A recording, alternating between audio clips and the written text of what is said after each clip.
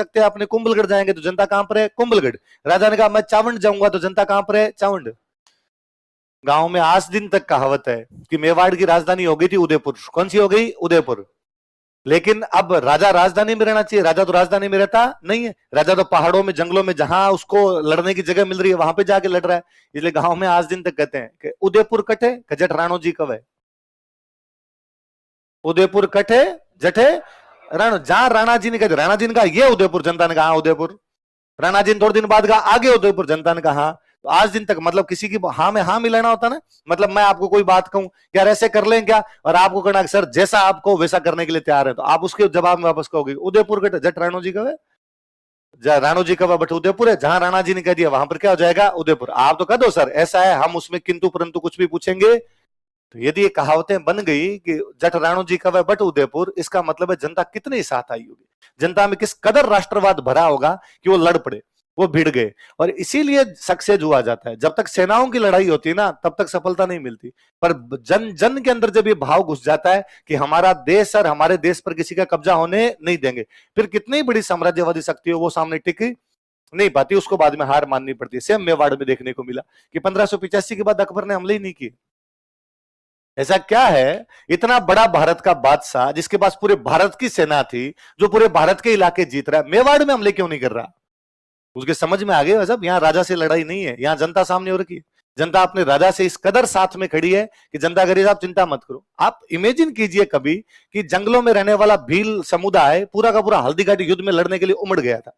बदायूं नहीं कहता है कि जब हम भीलों के गांव से निकलते पता नहीं तीर कहां से आके लग जाया करते थे, हमारा आटा पानी छीन के ले जाया करते थे वो लोग। इसका मतलब जीना दूभर कर दिया है मुगलों का यहाँ पे। तो बेचारी कोई सेना आती तो वो डरी हुई रहती कि शाम को रोटी खाएंगे कि नहीं खाएंगे, ये कहीं रात को मार देंगे तो हो जाएगा। तो उस डर के माहौल में क्या लड़े होंगे मुगल? नहीं लड़े तो उनके यहाँ पर पार भी नहीं पड़ी। तो प्रताप ने या हल्दी घाटी की युद्ध ने मेवाड़ की जनता में कैसी भावनाएं भर दी थी? राष्ट्रवाद। कैसी भावनाएं भर दी? मैं और पुनः कहता हूं, हम 1947 से पहले हम सब अलग अलग देश के लोग थे। आप में से कोई भरतपुर का रहा होगा, देश थे अलग अलग। भरतपुर एक देश था जिसकी इंग्लैंड देश के साथ संधि थी। करौली एक देश था जिसकी इंग्लैंड देश के साथ संधि थी। जोधपुर एक देश था जिसकी इंग्लैंड देश के साथ संधि थी। हम सारे भारत में मिले हैं। पहले सबके अलग अलग देश थे, अलग राजा, अलग संविधान, अलग कानून, अलग सिक्के, सबके अलग अलग सिस्टम हुआ करता था। बाद में हम सबको मिला के भारत में मिला दिया गया। पर हमारे में किसी में भावना नहीं आती कि मैं जयपुर का हूं, मैं जोधपुर का हूं। मेवाड़ियों में अब तक है, मेवाड़ी आज भी कहेगा कि मैं मेवाड़ का हूं। ये भावना वो राष्ट्रवाद की भावना है, वो राष्ट्रवाद, वो नेशनलिज्म है। उसको लगता है कि नहीं यार ठीक है हम भारत के वासी हैं, पर मैं भारत में भी कहां का हूं? मेवाड़ का हूं। ये भावना अपने आप बताती है कि हल्दी घाटी युद्ध के बाद मेवाड़ की जनता में क्या आ गया था? राष्ट्रवाद। मतलब अपने कवियों ने यदि दोहे लिखे हैं ना, तो मतलब एक मेवाड़ पे कोई दोहा है कि मेवाड़ पहाड़ थे, पहाड़ों का प्रदेश था। तो मेवाड़ के पहाड़ों में एक सुअर रहता है, सुअर समझ गए? जंगली सुअर। जंगली सुअर बड़ा खतरनाक जानवर होता है। जो जंगली सुअर रहता है, पहले राजाओं के टाइम में सबसे अच्छा शिकार सुअर का शिकार माना जाता। तो एक राजकुमार है, उसने सुअरों का शिकार करने शुरू किए और उसने पहाड़ों के सारे सुअर मार दिए। फाइनली एक जोड़ा बचा है, सुअर और उसकी मादा। मादा को अपने यहां बोलते थे भूंडन। सुअर की जो पत्नी होती है उसको क्या बोलते? भूंडन। तो एक सुअर बैठा रहेगी, उसकी भूंडन बैठी है, बाकी सब मर गए। एक दिन वो दोनों गुफा के अंदर बैठे हैं और बाहर घोड़ों की टप टप घोड़ों की टाप सुनाई दी। और भूंडन ने बाहर मुड़ के देखा तो उसने बाहर झांक के देखा, उसको लगा कि राजकुमार के घोड़े इधर उधर घूम रहे हैं। और उसने अपने पति से कहा कि निकल लेते हैं यहां से। सब मर गए, केवल हम दो बचे हैं। और इस राजकुमार को पता चला गुफा में, गुफा तोड़ के बाहर निकालेंगे और अपने को और मारेंगे। इससे अच्छा पिछले वाले रास्ते से, उधर फसलें खड़ी है मालवा की, मालवा में घुस जाते हैं। वो सुअर उस भूंडन को कहता, कवि का दोहा है कि भाई वहां का जानवर भी कितना वीरता से भरा रहा होगा, कितना राष्ट्रवाद रहा होगा उसमें। वो सुअर अपनी उस भूंडन से कहता है कि मगरो छोड़ू हूं नहीं। मगरा समझते हो? मगरा मतलब पहाड़। मगरा मतलब कि मगरो छोड़ू हूं नहीं, कि मैं मगरा छोड़ के नहीं जाऊंगा। भूंडन मत बिलमाए, हे भूंडन मुझे राजी करने की, डिस्ट्रैक्ट करने की, डराने की कोशिश मत कर। मैं ये मगरा छोड़ के कहीं भी जाऊंगा। सेला टकरा झेल स्यूं। सेल मतलब होता है भाला। मैं भालों की टकरें झेल लूंगा। भाई राजकुमार भाले मारेगा मेरे, क्या है? राष्ट्रवाद है। मैं मेरी जगह छोड़ के नहीं जाऊंगा, मेरा देश है, मेरी गुफा, इसको छोड़कर मैं कहीं भी जाने वाला। मैं अभी थोड़े दिन पहले कहीं कोई रील्स में देख रहा था कि कोई मेवाड़ के कवि वो सुना रहे थे कि चित्तौड़ के पास में एक नदी बहती है, यहाँ उदयपुर के पास में, उस नदी का नाम है बेड़च। क्या नाम है? बेड़च नदी जाके मिलती है बनास में। किसे मिलती है? बनास। बनास जाके मिलती है चंबल में, और चंबल जाके मिलती है यमुना। तो बेड़च किस में मिलती है जाके? बनास, बनास किसमें मिलती है? चंबल, चंबल किसमें मिलती है? यमुना। यमुना ये वृंदावन के इधर आपके मथुरा के के पास से होके आती है। मतलब यमुना वो नदी है इसमें भगवान कृष्ण खेले। भगवान कृष्ण का जहां पे वो जन्मभूमि कर्म भूमि रही होगी, वो नदी कौन सी रही होगी? यमुना। तो यमुना एक इधर से यमुना में जाके बेड़च, बेड़च से बनास, बनास से चंबल का पानी उसमें जाके मिलता है। तो बेड़च का एक तिनका, तिनका समझते हो? घास का तिनका जो होता है, एक तिनका पानी के साथ साथ में बेड़च का तिनका यमुना में जाके मिल जाता है। तो यमुना के तिनके की और बेड़च के तिनके की बातचीत आपस में, कि वो यमुना का तिनका बेड़च के तिनके को कहता है कि मैं उस धरती से आया हूं जहां पे भगवान कृष्ण खेले हैं। जिस जिस धरती के मिट्टी में भगवान कृष्ण के पैर लगे थे, उस मिट्टी में उगा हूं। जो पानी कभी भगवान कृष्ण ने पिया होगा, वो पानी पिया है मैंने। तू कहां से आया जो इतना एटीट्यूड लेके घूम रहा है? तेरे में घमंड है? मैं घमंड करूं तो मेरे समझ में आए बात कि मैं भगवान कृष्ण की धरती का आया हूं। तो वो वापस कहता है कि मैं उस धरती से आया हूं जिसमें पानी नहीं है, खून पिया है जिस धरती ने, जिसमें केवल लड़ाइयां हुई है। मैं उस धरती से आया हूं जिसको चित्तौड़गढ़ कहते हैं, इसलिए मेरे में घमंड इस बात का है कि मैं मेवाड़ का तिनका हूं। वो भगवान कृष्ण वाले तनके को नीचा दिखाता है।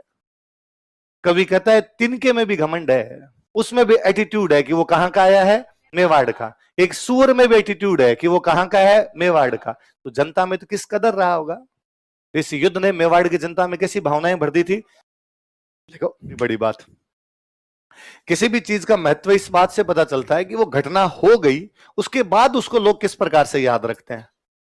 मैं कहता हूं कि अपने में से शायद ही कोई ऐसा होगा जिसके मन में कभी ये आए कि यार मैं पानीपत देख के आता हूं, क्योंकि पानीपत में भारत की बड़ी बड़ी लड़ाइयां हुई थी। संभवतः कोई ऐसा नहीं सोचता होगा कि मैं तराइन जाऊं और तराइन देख के आऊं जहां पे मोहम्मद गोरी और पृथ्वीराज चौहान आपस में भिड़ गए थे। हमेशा भी नहीं सोचते कि यार हमें खानवा की यात्रा करनी चाहिए जहां पर सांगा और बाबर लड़े थे। ये बात दूसरी है कि आप कभी बस में जा रहे हो और अचानक खानवा दिख जाए आपको बोर्ड, और यदि आप हिस्ट्री के विद्यार्थी हो, आप अरे खानवा 17 मार्च 1527 और यहां पर संगा ने बाबर के खिलाफ लड़ाई लड़ी, तो आपके सारी बातें दिमाग में आएगी कि बाबर ने जिहाद कर दिया था, तमगा कर हटा दिया था, दारू नहीं पीने की सौग ने खाई थी, जीत गया था, गाजी की उपाधि धारण की। पर यदि आप हिस्ट्री के नहीं हो तो आपके ये बात भी दिमाग के अंदर नहीं आएगी। पर ऐसा क्या है कि उदयपुर आने वाला प्रत्येक पर्यटक हल्दी घाटी जाके आता है?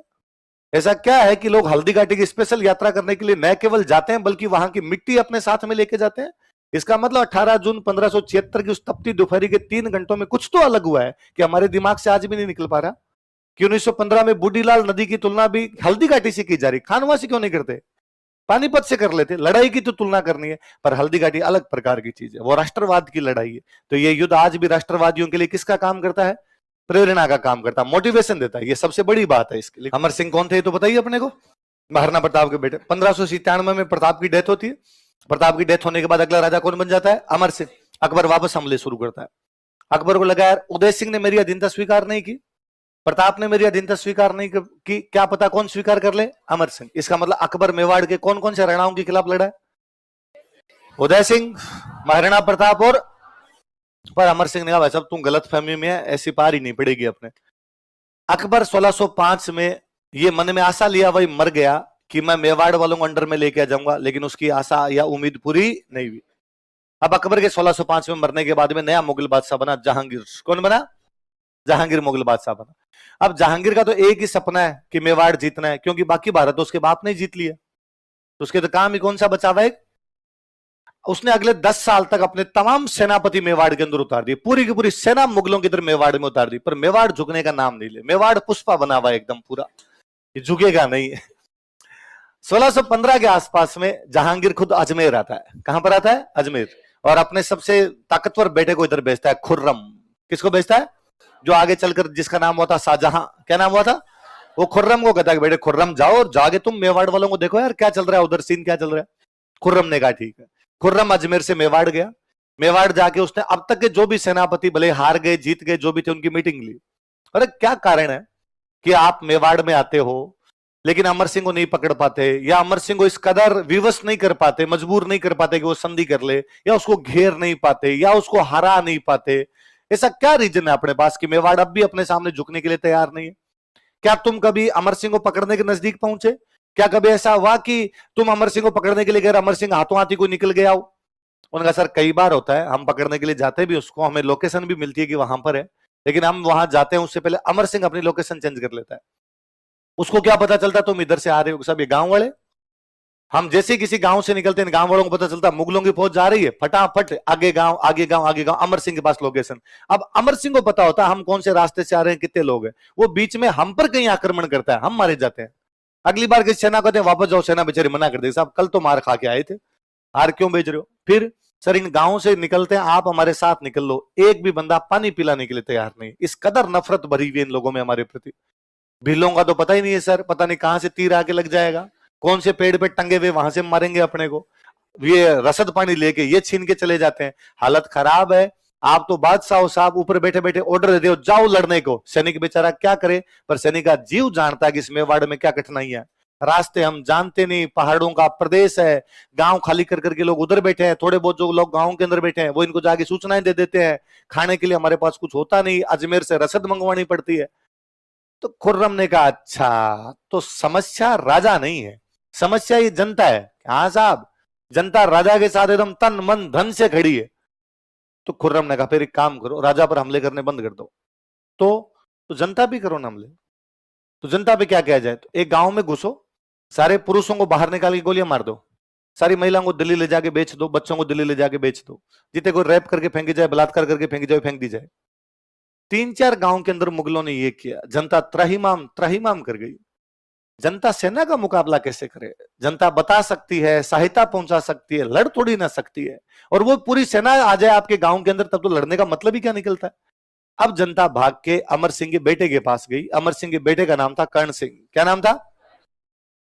और कर्ण सिंह को जाके कहा, राजा का जो सबसे बड़ा बेटा होता है उसको बोलते युवराज। क्या बोलते, प्रिंस बोला करते। इस प्रिंस के पास गई, युवराज को जाके कहा कि युवराज कर्ण सिंह, 1527 में जब मुगल बाबर सांगा से लड़ने के लिए आए थे, तब से लेके 1615 आ गई। कौन सा सन आ गया, लगभग 90 साल का टाइम है। जहां राणा जी ने कहा वहां हमने उदयपुर बसा लिया, जहां राणा जी ने कहा वैसे हमने लड़ाई कर ली। हमने एक बार भी राणा जी से ये नहीं पूछा क्यों लड़ना है क्यों नहीं लड़ना। हमारे लिए राणा जी का आदेश भगवान का आदेश था, उन्होंने जैसा कहा हमने किया। अब पार नहीं पड़ रही, लुगाई टाबरों को उठा के ले गए, पुरुषों के सबके गोलियां मार दी, पूरे गांव को आग लगा दी, इवन पशुओं तक को आग में जला देते हैं ये लोग, फसलों को आग लगा देते हैं। अब हमारी लड़ने की क्षमताएं नहीं है, अब हमें बचाइए, कुछ ना कुछ कीजिए। कर्ण सिंह जानता था कि राजा का पहला धर्म जनता को बचाना होता है, बाकी सब काम सेकेंडरी है। यदि कोई राजा जनता की भी रक्षा नहीं कर पाता है तो बाकी उसके लिए कुछ भी चीजें मायने रखती ही नहीं है। कर्ण सिंह अमर सिंह के पास गया, उसने अमर सिंह को जाके कहा कि हमारे पास संधि करने के अलावा दूसरा कोई चारा नहीं है, हमें संधि करनी पड़ेगी। अमर सिंह का दिमाग खराब है, मैं महाराणा प्रताप का बेटा हूं, अरे से कैसे संधि कर ले इन मुगलों के साथ, पिताजी लड़े दादाजी लड़े, मैं संधि करके नाम क्यों खराब करूं। कर्ण सिंह ने कहा कई बार इसलिए भी रुकना जरूरी होता है ताकि अगले चरण की तैयारी की जाए। कई बार इसलिए रुकना या 2 कदम पीछे रहना पड़ता है ताकि अगली छलांग 4 कदम की लगे। हम इसलिए नहीं रुकना चाहते कि मुगलों के खिलाफ सरेंडर करेंगे, हम इसलिए रुकना चाहते हैं कि थोड़ी शक्ति बटोरें, थोड़ी ऊर्जा लें, थोड़ी सांस लें, ताकि अगले चरण में फिर लड़े। मारेंगे इनको वापस मारेंगे, थोड़े दिन बाद मारेंगे, पर एक बार रुकना जरूरी है। जनता को एक बार बचाना जरूरी है। जनता को नहीं बचा पाए तो जनता का हमारे में जो कॉन्फिडेंस है वो समाप्त हो जाएगा। हम आज दिन तक किसके भरोसे लड़ रहे हैं, किसकी ताकत पे लड़ रहे हैं, जनता की। ये अनाज देते हैं, ये साथ में लड़ते हैं, ये सूचनाएं पहुंचाते हैं, हथियार बना के देते हैं, यही साथ में नहीं रहेंगे किसके लिए लड़ेंगे। अमर सिंह ने कहा मेरे कुछ नहीं समझ में आता, तेरे को ज्यादा लगता है। मंत्रियों संतरियों ने सबने दबाव दिया तो अमर सिंह ने चाबियां कर्ण सिंह के पास दी, तू जाने तेरा काम जाने, मैं राजा का पद ही तेरे को सौंपता हूं, मैं सारी शक्तियां तेरे को सौंपता हूं, तू तेरे हिसाब से देख ले।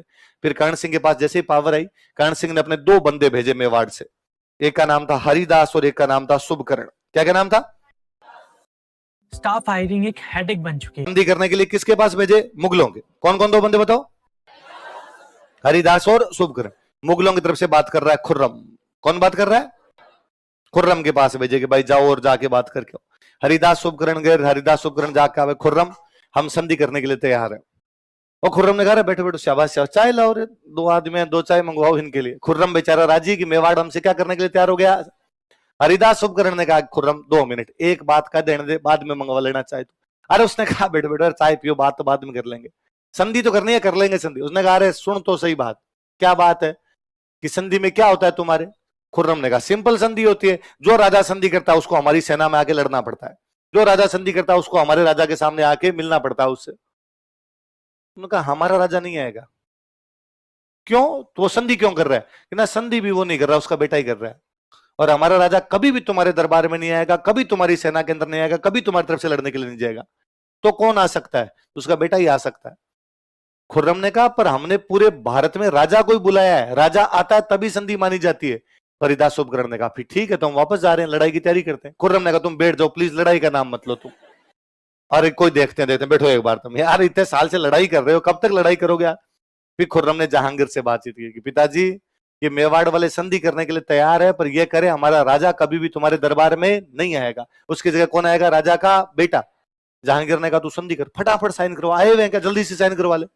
पर पिताजी ये तो संधि हुई नहीं, राजा तो आ ही नहीं रहा। जहांगीर ने कहा तू करवा ले, कौन देख रहा है, पिताजी आए थे कि बेटा आए थे, ये जो कलंक लगा हुआ है कि मेवाड़ वाले संधि नहीं करे, ये धुल जाएगा। बेटे तेरे को पता नहीं है मेरी दारू हराम हो रखी है, दिल्ली में आता जाता लड़का मेरे को पूछ लेता है कि और मेवाड़ में कौन मार खा के आया तुम्हारे, मैं लोगों को जवाब नहीं दे पा रहा हूं। इसलिए खुर्रम बाद में किससे संधि करता है? हरिदास और शुभकर्ण से। किससे संधि करता है? जनता को ये लगा कि भले ही हमारे राजा के पास संसाधन कम है, लेकिन